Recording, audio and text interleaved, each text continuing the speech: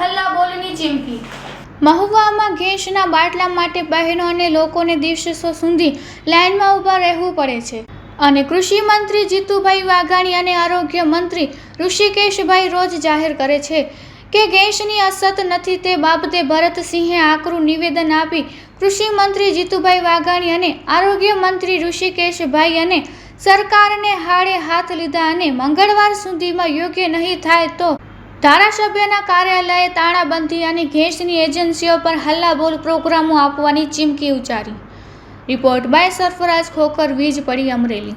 મારું નામ વાળા ભરતસિંહ પોપટભા, સામાજિક કાર્યકર।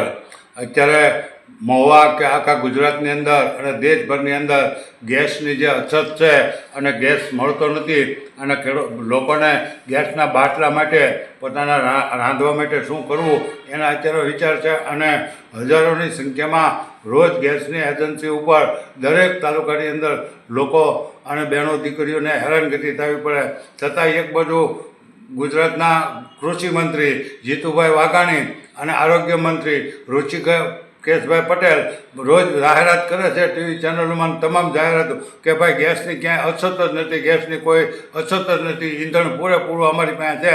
તો તમારી પાસે જો પૂરેપૂરું ઈંધણ હોય તો હજારોની સંખ્યામાં દરેક તાલુકાની અંદર આ ખેડૂતોને, લોકોને અને બહેનો દીકરીઓને લાઇનમાં ઊભું રહેવું પડે છે અને તમારું જ્યાં જઈને એમ કે અમારું સર્વર હાલ ભાઈ સર્વર જેને ચોપડી હોય એને તો તમારે ગેસ આપી દેવો, જે ચોપડી લઈને આવે એને તમારે ગેસની બાટલો આપી દેવો જોઈએ। અને એક બાજુ ગેસની એજન્સીવાળા એમ કહે છે અને સરકાર એમ કહે છે કે અમારી પાસે ગેસ પુષ્કળ છે, અમારી એજન્સીમાં ગોડાઉનનો આખું ભર્યું જ છે, તો તમારું ગોડાઉન ભર્યું તો એને હું અમારે દિવાળી મેકવી? જેને તમે ખેડૂતો લોકોને જો ગેસ રાંધવા માટેની અગવડતા પડતી હોય અને તમે ત્યાં ગોડાઉન ભર્યા એવા બણકા ફૂકો, એ અમને હવે બિલકુલ મંજૂર નથી। આવતા કાલની પમદી સોમવાર સુધીમાં જો આનું નિરાકરણ નહીં આવે તો મહુવાના ધારાસભ્યના કાર્યાલયે અમે તાળાબંધી કરશું અને બે એજન્સી ઉપર અમે હલ્લાબોલ પ્રોગ્રામો પણ કરશું લોકોને સાથે રાખી। એટલે સરકાર આવી વાતો જાહેરાતો કરવાનું, ખોટું બોલવાનું બંધ કરે।